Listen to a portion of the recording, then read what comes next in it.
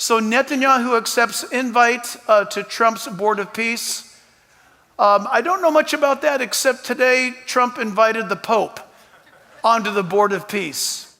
For those of you who do know Bible prophecy, it's like, what? The leader of the ancient Roman Empire has been invited to be on a Board of Peace for the Middle East.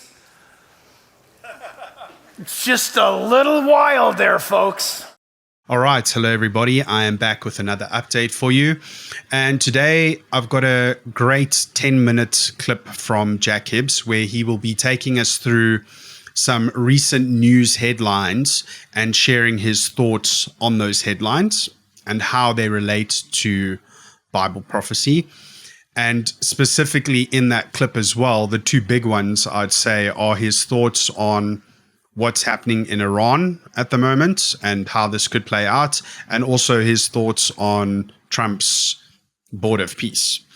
And then after that, I've got a few posts and news updates that I'd like to share with you.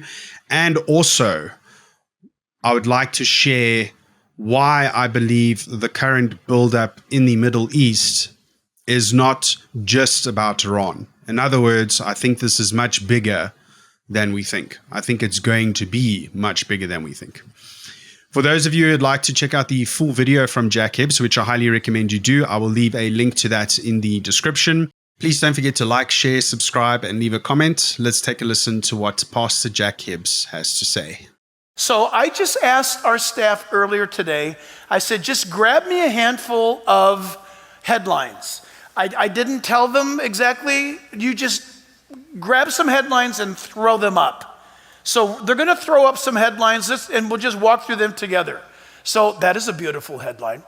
Wow, that's beautiful. So what does that say? U.S. military buildup in the Middle East grinds on. Update. So right now, as of tonight, by the way, you and I know this, that Turkey, Syria, Iran is very unstable again.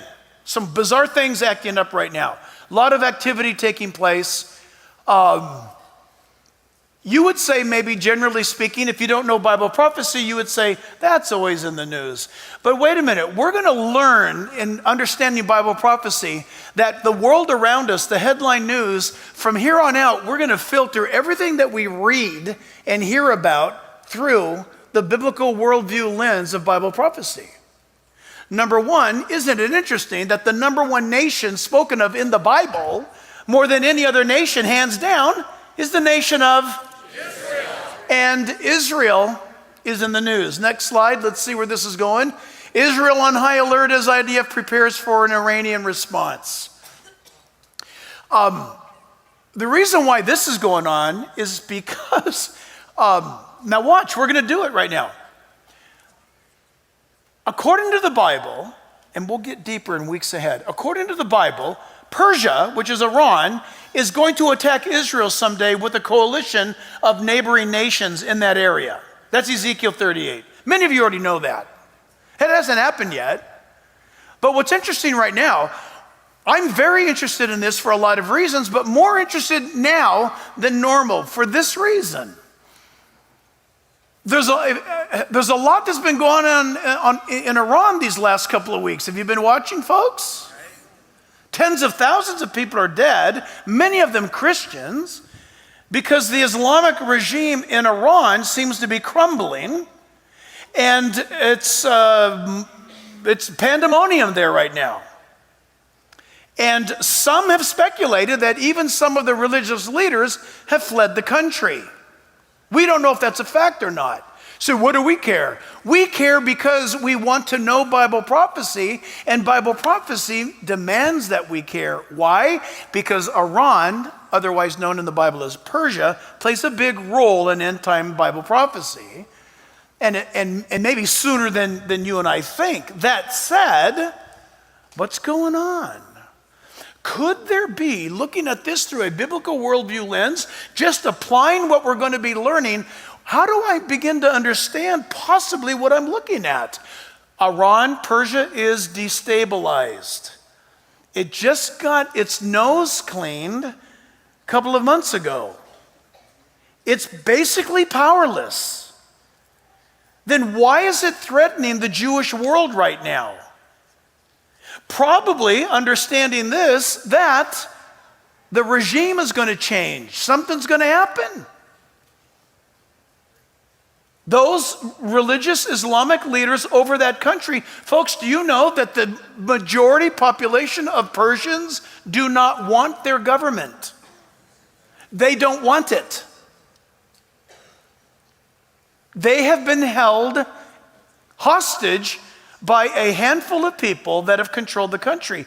That handful of people, it's breaking up. But what does the Bible suggest could happen out of this? The hands that it falls into could be much worse hands.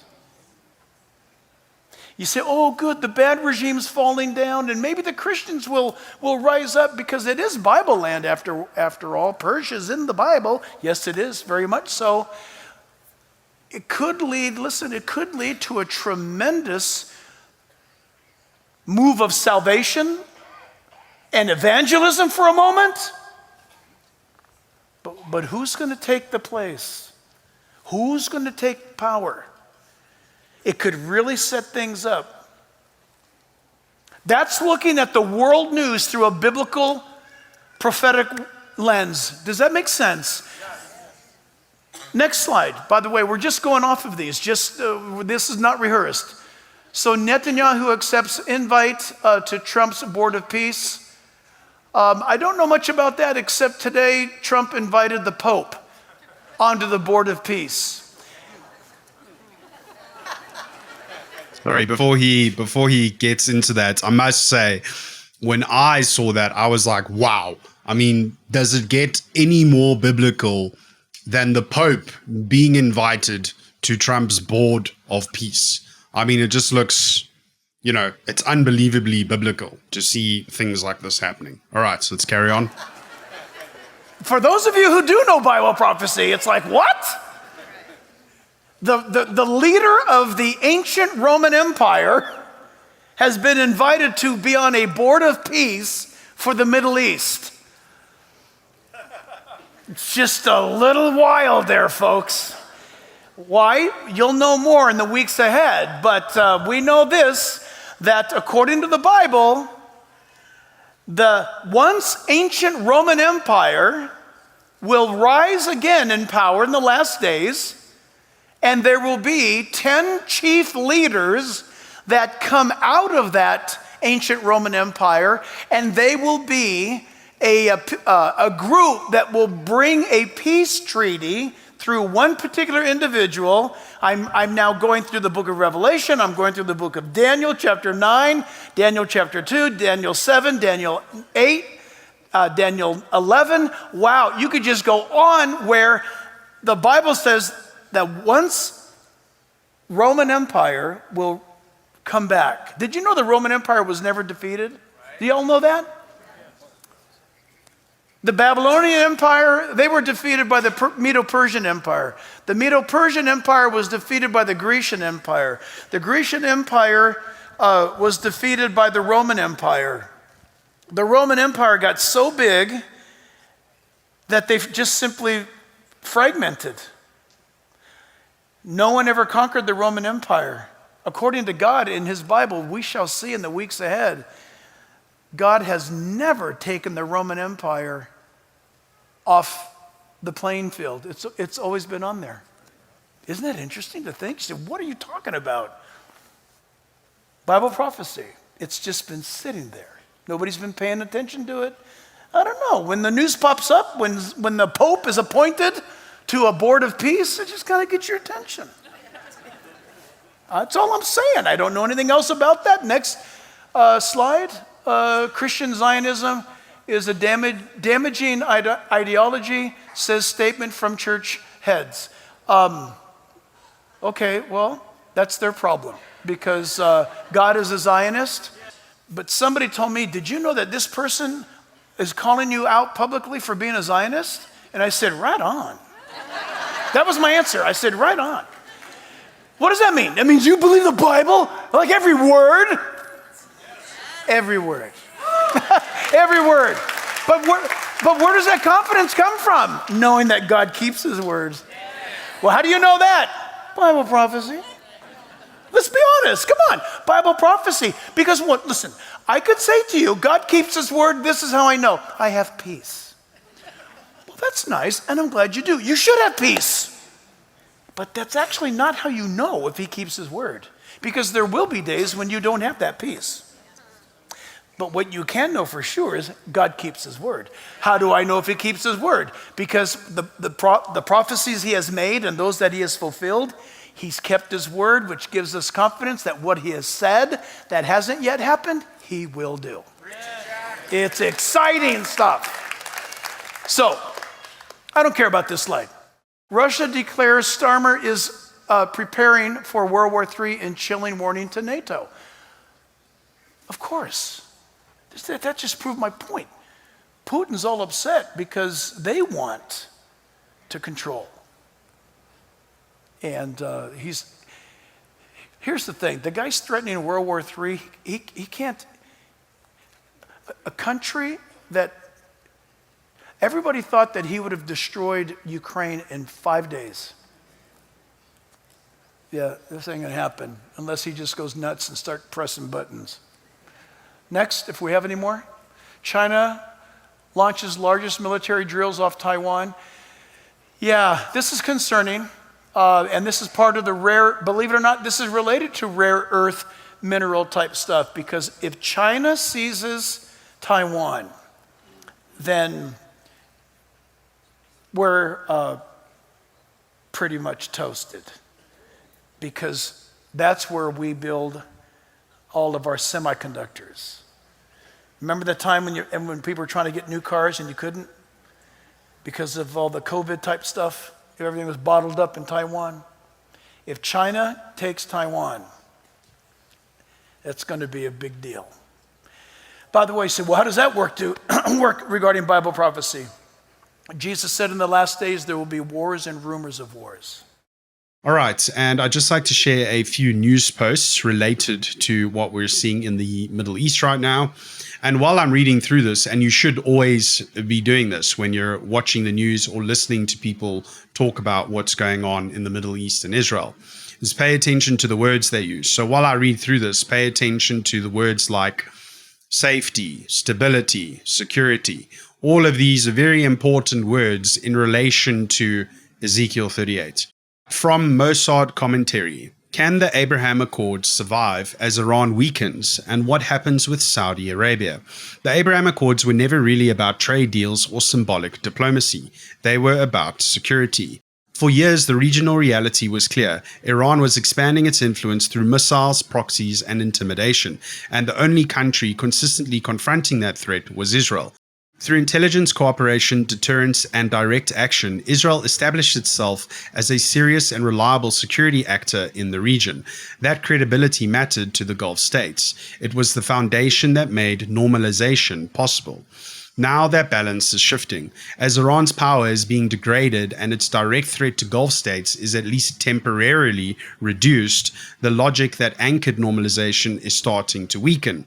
When the threat environment changes, regional behavior changes with it. This is where Saudi Arabia becomes central to the story. Saudi Arabia was never moving toward Israel out of goodwill. The driver was Iran.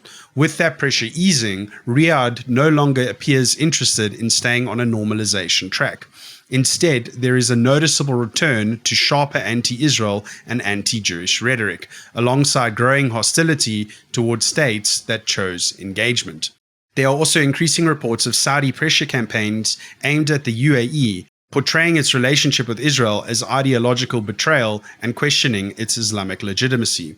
This has less to do with Israel itself and more to do with influence, leadership, and competition inside the Sunni Arab world. Some countries will continue to pursue economic cooperation and quiet ties with Israel, but the reality is difficult to ignore. The Abraham Accords were built on shared threat perception, not shared values. As Iran weakens, the real test is now in front of us. Can the Abraham Accords endure if Saudi Arabia chooses not to remain on the normalization path? Now, for the purpose of this video, what I'd like you to take from this post is the perceived threat of Iran. How much of a threat Iran actually poses right now. Now, to add to this, this is from July 9th, 2025. So shortly after the exchange between Israel and Iran in June. Iran started the war versus Israel with 3,000 missiles, 500 to 600 launches. Iran ended the war with 1,000 to 1,500 missiles and 150 to 200 launches. That's a drastic reduction in just 12 days of fighting. Iran can't handle another war anytime soon. And a more recent one, also from Israel Radar, this is from the 25th of January this year, Iranian missile threat. Iran currently has 1,500 ballistic missiles with limited number of launches. Iranians can't fire more than dozens of missiles in a single barrage. Israel estimates Tehran will try to mobilize regional militias to fire at vital American assets and US allies. Another one from Mossad commentary, Trump, Iran wants to talk. Donald Trump says Iran is seeking talks after the US sent a major military armada to the Middle East. They want to make a deal, they've called. US says talks are possible only if Iran accepts strict terms. No uranium enrichment, missile limits, end proxy support. Iran has rejected those terms so far. Strike decision still pending after the regime killed thousands of protesters. US options expand with arrival of the USS Abraham Lincoln. Diplomacy backed by force. From Clash reports, the Pentagon has sent additional Patriot and THAAD systems to protect US troops from possible Iranian missile strikes. And this satellite imagery is from China's Mazar Vision. And before I share the last few posts, I'd just like to collect my thoughts and explain where I'm going with this. What I'm saying is this is starting to look very similar to when the US bombed Fordo, and then there was coordination with Iran, allowing Iran to bomb Al Udeid in Qatar to save face, and then basically de-escalate. And that's exactly what happened, right? They bombed Al Udeid, and then shortly after, there was the ceasefire. And I believe we could be heading to a similar situation where the US punishes Iran for what they've done to the protesters in Iran, slaughtering thousands of protesters, punishing them, whether it is, striking sort of the headquarters of units that were mostly responsible for the shooting and killing of the protesters, and then perhaps taking that opportunity to hit other targets that maybe they think they missed in the last round in June, perhaps. And what I'm trying to get to here is that aside from a nuclear threat, I am not convinced, based on the numbers, the estimates for Iran's missile stockpiles and their launcher stockpiles, and based on the exchange that we saw between Israel and Iran in June, where Israel completely dominated Iran. Within the first week, they hammered Iran. It was a completely one-sided exchange. And if you believe it wasn't, then, you're living on a different planet. It was so one-sided, it's not even funny. Israel completely dominated Iran. Based on that, I am not convinced that Iran poses as much of a threat as we think. And as much of a threat to justify the firepower that we're seeing moving to the Middle East right now. Now, before I get to this kind of main point that I'm trying to make here, let's read the last few posts and then I'll kind of finish this off here. Now, yesterday we got amazing news that all of the hostages have officially been returned to Israel. So we are now moving into that next stage for Gaza where Hamas has a choice. They can either willingly disarm, drop their weapons, or it can be done by force, where Israel just goes in and finishes them off. And I'm sure Israel would likely prefer that option, to just be done with it, get rid of them, and then it's somewhat over in terms of Hamas. And now make sure you pay attention here, because the timing here is very important. Next post from Clash Report. Israeli Foreign Minister Gideon Saar. Iran's proxy terror states in the Middle East, Hamas in Gaza, Hezbollah in Lebanon, and the Houthis in Yemen must be dismantled. Without doing so, there will be no regional stability. And this is our objective. Final post here before I finish off. Yemen's Houthi rebels threaten new Red Sea attacks as US aircraft carrier nears Iran.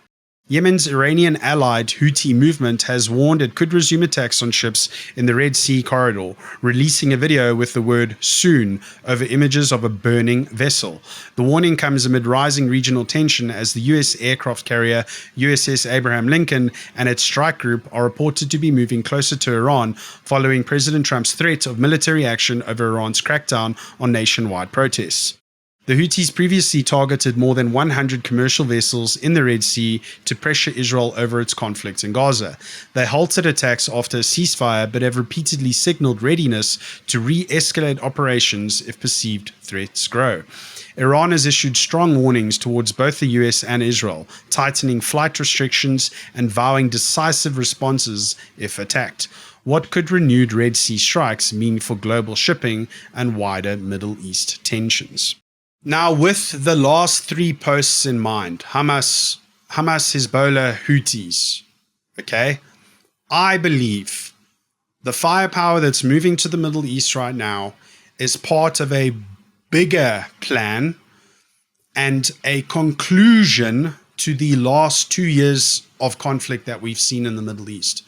I believe that is what could be playing out here. So, Hamas in Gaza, Hezbollah in Lebanon, Houthis in Yemen, and then Iran. Now, in which two places have we seen US strikes? Iran and the Houthis. The US hasn't touched Hamas or Hezbollah at all over the last 2 years. So what I'm potentially seeing play out here is a coordination between Israel and the US to conclude all of the conflicts that we've seen over the last 2 years. So Israel possibly handling Hamas. I don't believe Hamas is going to disarm. It's going to be with force, I believe. Israel sorts out Hamas. Israel handles Hezbollah. US punishes Iran for the protests, possibly uses the opportunity to hit some other targets, perhaps. And perhaps heavy US strikes on the Houthis as well. And after all of this, Hamas completely gone, Hezbollah completely gone, Houthis completely gone or hurt to the point where they won't be shooting at ships in the Red Sea anymore, and an Iran that is hurt badly enough that likely possibly submits to the US and Israel, signs some sort of nuclear deal, but either way barely survives until they reach the Ezekiel 38 war and they join that coalition against Israel in the Ezekiel 38 war. So basically the Islamic regime could hold on to power just barely until that war plays out. So I hope everything I've mentioned there made sense. But overall, point being, I believe the current move, the current play that we're seeing work itself out right now is a lot bigger than just the protests in Iran. I believe we're moving to a conclusion for what started on October 7th. And then, yes, quite possibly moving into a period of stability, safety, security for Israel, which we read about in Ezekiel 38. Quite possibly moving into this period for Israel until eventually that coalition comes together to attack Israel, like we read in Ezekiel 38. Please don't forget to like, share, subscribe, and leave a comment. Thank you so much for watching. God bless, and I will chat to you later.